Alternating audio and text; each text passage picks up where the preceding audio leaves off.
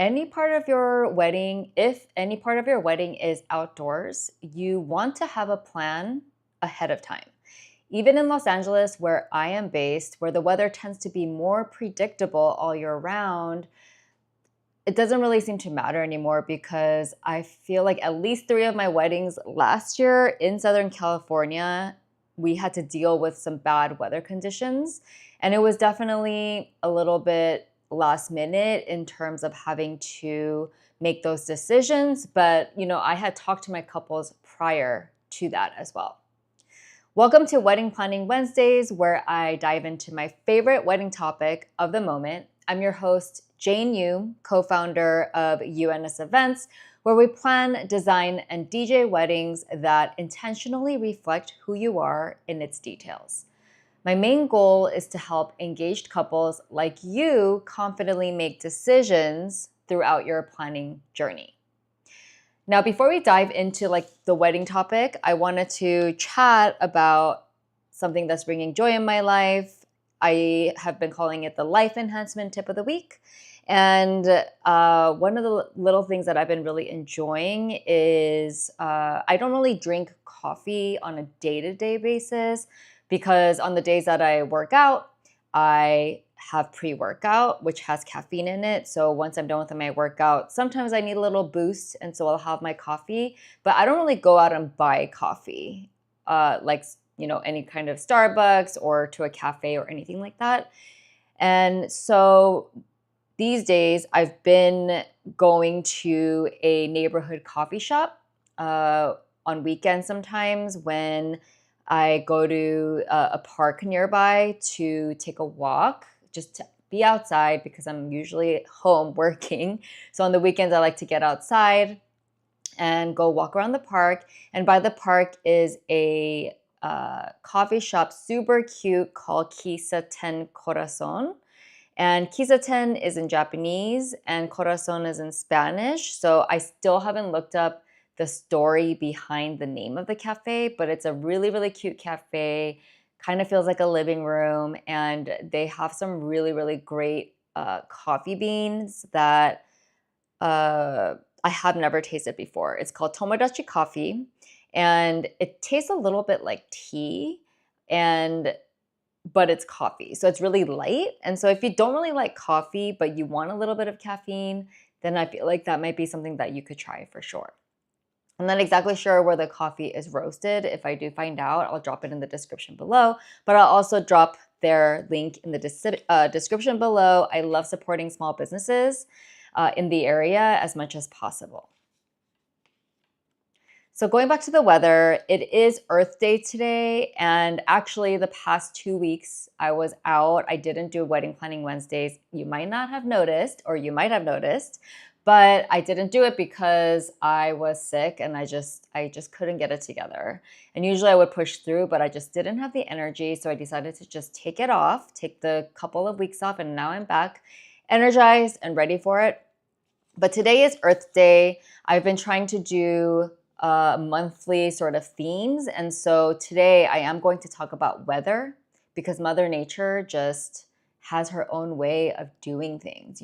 She does not give us mercy sometimes when we need it. But I do want to talk about weather because a lot of weddings, especially in California or really anywhere, a lot of people love having an indoor-outdoor component, especially when the weather is nice. And to be honest, I love it too, because when you get that natural light, it just makes photos perfect. And having a ceremony outside or even a part of the reception, it's just nice to be outside. And the thing is, that's all fine and good, but what are you going to do when the weather just doesn't cooperate? So last year was a really good example because for some reason, we had 2 back-to-back weddings that were definitely affected by weather conditions in the spring, or I guess spring, early summer, and then also in the fall. And it's just crazy because the book-ending weekends or the weeks, the days leading up to it, it was just beautiful weather. So I'm just going to talk a little bit about how you can prepare for it and what you just need to look out for. So inclement weather. a lot of times when you think about bad weather, it's really talking about, a lot of times you think it's talking about rain, right? And it's not just about rain. Yes, rain is definitely one of the biggest things that affects a wedding or event that's outside, but you also have dealing with extreme heat. This was at a Joshua Tree wedding when it was 95 degrees. It was literally beautiful up until like the day before. And then it was 95 degrees and it was super hot. I didn't even like wear makeup really like on my face. And then you have same venue, different year. It was super windy, no rain, and it was a little bit chilly, but it was totally bearable. But it was totally windy. So I wanted to just talk about, there's not just rain or one type of thing. You can be dealing with the cold, the heat, the wind, and the rain, as I just showed you. So it's not just about, obviously, you can't predict the weather a year ahead in advance, but you can totally prepare your mind just in case something were to happen. Of course, you want to hope for the best, but the whole point is to prepare for the worst and hope for the best, and just hope that you don't have to execute it. The thing is, there's usually a cost associated with any kind of backup plans or any sort of add-ons that you might have to think about because of the weather. And so you just want to think about this ahead of time so you're not completely blindsided by the costs and just the extra time it takes to prepare. When you're venue shopping, that's actually the best time to think about it, or one of the, like, to start thinking about it, because the venue will have historical knowledge of how things are done at their venue and location. For example, this Joshua Tree wedding, I had been there before, and I knew that it was going to be out in the elements, and there really was no backup space. But in choosing the date and the weekend and the season, you talk to the venue person, the venue manager, and ask them when is it seasonally basically safe to have it. And they'll let you know when that period is. Especially in the desert, because it's so temperamental. This year, I definitely did not foresee certain things. And so we prepped for it as much as possible. And the wedding went beautifully. But you also have to think about the entire weekend, right? Especially if it's a destination, but more about that later. So you're going to ask the venue, hey, what is the backup plan? Do you have any indoor backup spaces, right? Because you're going to want to know, are there any additional costs associated? If you do have a backup space, is it included with the fee, or do I need to pay extra for it to hold it? Is tenting allowed in your outdoor spaces? How much does it typically cost? What vendors do you normally have? And again, like I said, what's the typical weather like during this season? So that's usually what I'd like to ask the venues, because they will have historical knowledge of what you need to be thinking about. Now, tents can be great for not just rain, but also sun coverage. They are not so great for wind because safety-wise, tents need to be secured properly with enough weight for them not to be flailing around and for them not to fly away. But more about that later in a little bit. So when you're planning for rain, there's a few things you can do. And the main thing is that we just talked about is tents. And tents can be pretty pricey. This was from a wedding that I did in November where it just really rained the entire day. Luckily, only the ceremony was supposed to be outside. The venue had an indoor space that we could flip for reception, that the reception was going to be in. But the bride and groom did have to get a tent for cocktail hour because there was really no other space other than outside. And so the venue had a vendor that they normally use, which was super helpful. And they came and did their thing, and it was totally fine. And then, of course, umbrellas. You want to have umbrellas for pictures, for escorting guests back and forth, or escorting the bride and groom, etc. And I like clear umbrellas for pictures because, it's just cuter usually. But if you have a certain color that you want or whatnot, but umbrellas for everyone all around is, of course, helpful. One thing that I realized in the LA area that's different from somewhere like New York is LA doesn't really have a lot of protocols or procedures for rain and such. So for example, like if I go into a restaurant and it's pouring outside and I bring my umbrella in, they don't normally have like an area or like a bucket for me to put my umbrella. In New York, when I was living there, there's always a bucket or bin for me to put my umbrella, a coat check, etc. And in California, that's just not really a thing. But I just realized when people are going to be coming, parking, and then having their umbrella and coming into the space, like the umbrella is going to be wet and be making the floor wet and everything like that. And you don't want people to slip. And so that was something I brought up with the venue, and they didn't have anything on hand for that. But, the catering team was helpful in just helping mop up just those wet areas and all of that.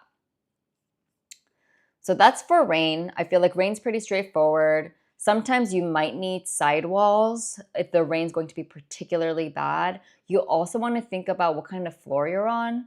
If you're outside, like if there's no other option other than to tent it, like if you're on grass, it can get really muddy, right? If you're on concrete, depending on how level the floor is, you could have like little flooded areas. When I first started out, I remember that was a thing where it was just kind of flooding, and then it was also leaking. The tent was leaking if it's really coming down hard.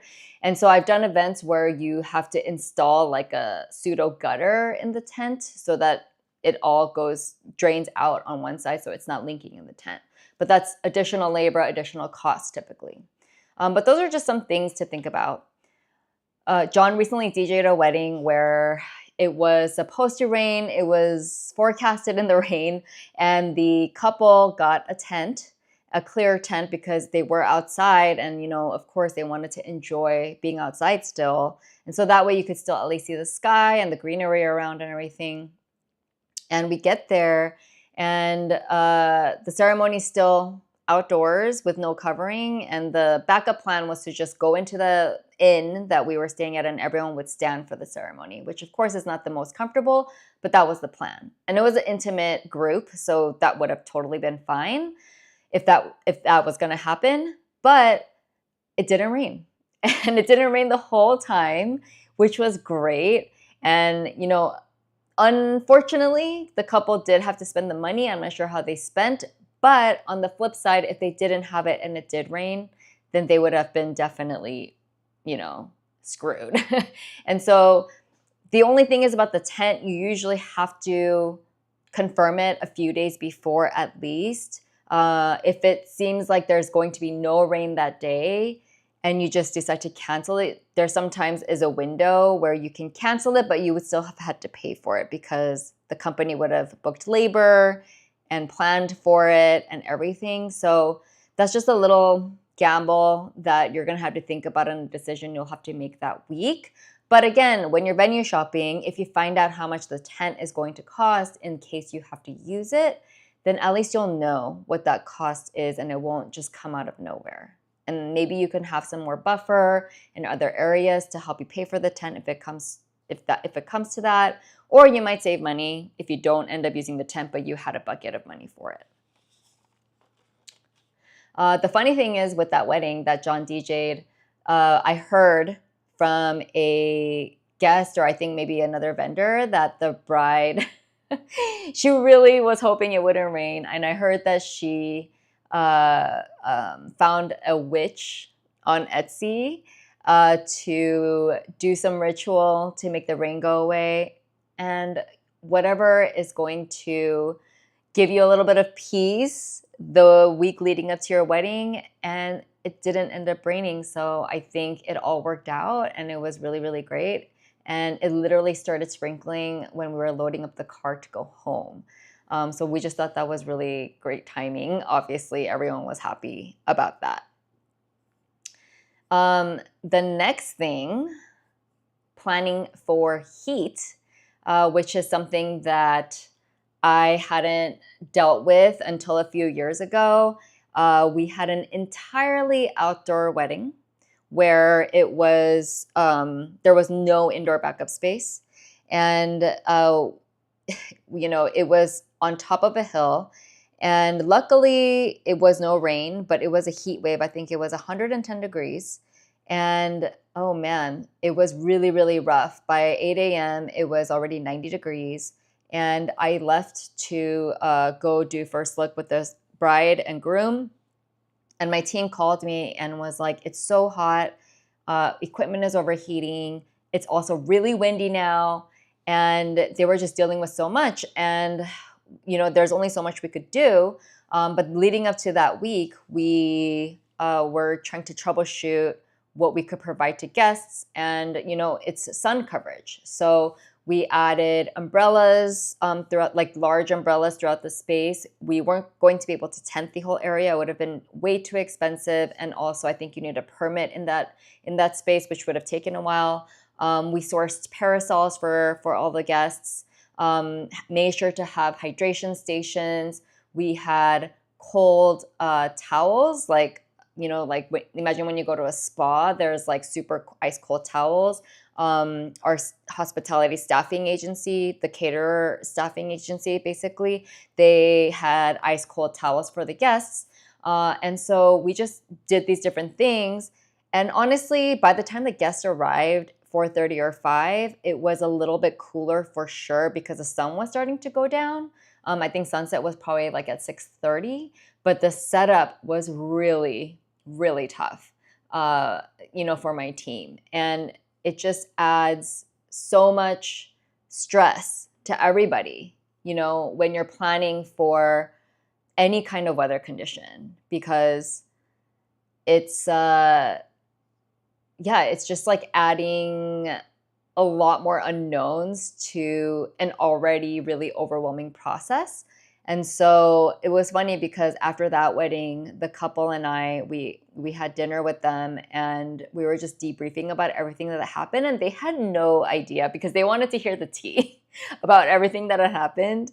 And that wedding in particular, I could probably just do a whole video about everything that was just a lot for that wedding.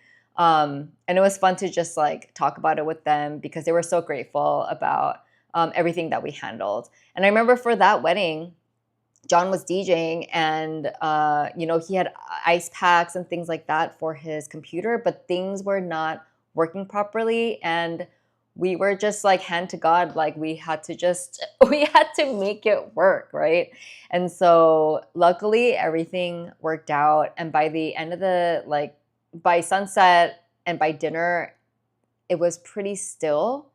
And luckily everyone was good and everyone had a great time, and all of the things that we did to help mitigate the heat worked for everybody and the guests. So it's just funny, like when you're working or when we're working a wedding, there's so much that goes on behind the scenes, and the hope is for none of the guests to really, really notice like what's going on. I'm sure that they noticed it was a little bit chaotic. We're all running around and doing things, but at the same time, the output and the external facing experience, remains intact. And so that's really the main goal, right? As a planner.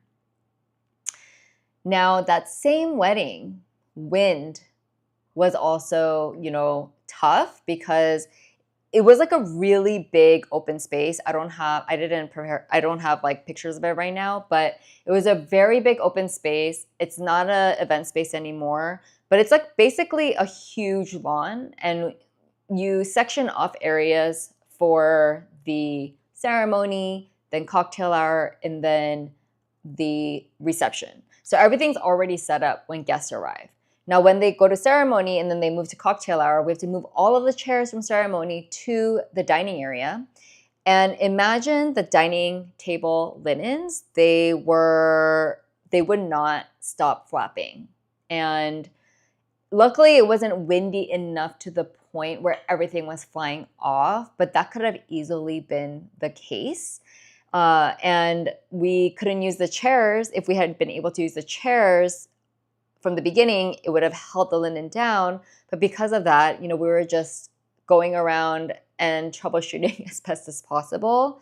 And then by the time it was dinner and cocktail hour, we were able to move all of the chairs accordingly. And then, of course, right after that, the wind just completely stopped blowing, which was great, but also couldn't it have stopped like before our setup was finished kind of thing. And so when planning for wind is really a tough one. I think this Joshua Tree wedding that you see here, there is no indoor backup space at all, unless you do it completely at a different place. And so having done it here, I think in terms of the season, it's really hard because May is supposed to be a really great season for this area. And it was like the first weekend of May, and I was tracking the weather. We were tracking the weather, and it looked like it was going to be really beautiful. And then all of a sudden there was windy conditions. And luckily from that previous wedding that I was just talking about in Malibu, for the table linens, we ended up getting these clips to clip the linens onto the tables so that they wouldn't fly off. In any case, it was still pretty windy. And so we had to change our plan also for the centerpieces for the tables, because we were doing a bunch of bud vases that were going to be like long stems. And that obviously was not going to stay up. And so I was talking to the floral designer, and she ended up making more low profile centerpieces and using foam, essentially Oasis foam, to secure all of the stems and then covering those with leaves. And it actually turned out really beautifully, and I really liked the way it looked. But, these are all things that we had to troubleshoot that week. And then after this wedding, the day after, or actually before I move on, you also can use plenty of sandbags to weigh down equipment. You can see here, I'm going to just back up, or I'm just going to play this video. Like, they're holding on to the AV equipment because it was just moving around, and we were like, oh my God, is it going to fall? So luckily it was getting better as the night went on. But it's not super fun to be dealing with this situation like on the day of. But we did plan for it as best as possible. And it's just like weighing things down and, clipping things like the table linens. We didn't put the wine glasses out at all. We were just serving them, serving people table side as they were ordering. And so because we had started setting up the glassware, and we were like, I don't think it's going to be safe. And so we just did it. We just decided not to do it. And so you just have to make these decisions as you go. And of course, as the couple getting married, hopefully you have a planner or coordinator that is going to work with the caterer and whoever else to make sure these things are getting done. I remember we had, even on the welcome table setup, we had, bud vases and things like that. And it was just falling over, like a full arrangement too. And so we just got a bunch of rocks, because we're in Joshua Tree, and just secured it essentially, and or tried to tape down signs and things like that too. And there's just a lot of additional layers that you have to think about when it's windy. Ideally for wind, you have an indoor backup space, because for wind, you can't even do tents. Like, you can't do tents because it's not safe. Or you need a specific heavy, duty, like framed tent.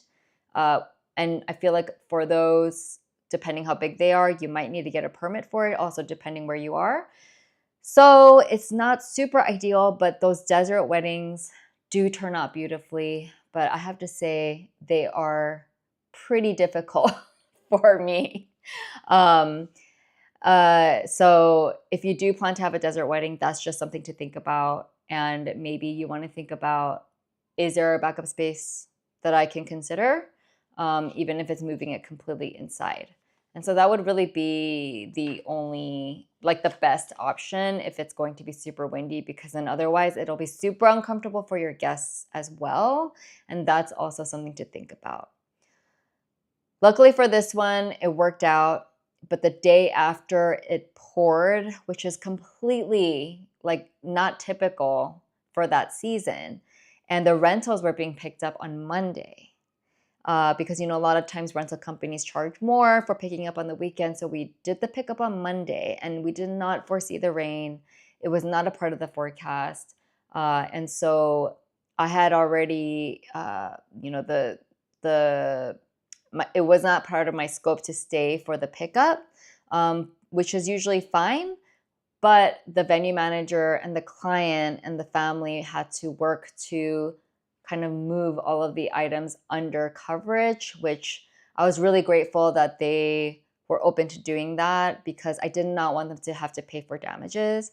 And also I was on the phone with the rental company to make sure, to talk about what things might get damaged most, or whatnot. So a lot of it is very durable with rental companies, but when it's like super pouring and coming down, you just don't know what's going to happen, especially if there's wooden items.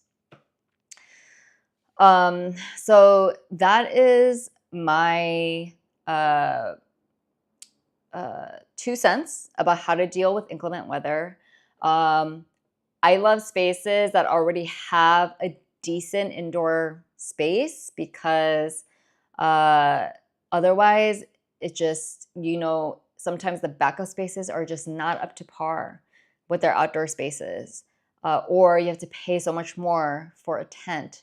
And so a lot of times, like hotels, like they'll usually have a backup space, but some places, like for example, Redbird, I remember doing a wedding there, a restaurant in downtown Los Angeles, and they have their garden space and they have a bunch of indoor spaces, but they don't offer one as a backup, like as part of our contract. You have to pay if you want to hold it, because they also can do other events in those spaces.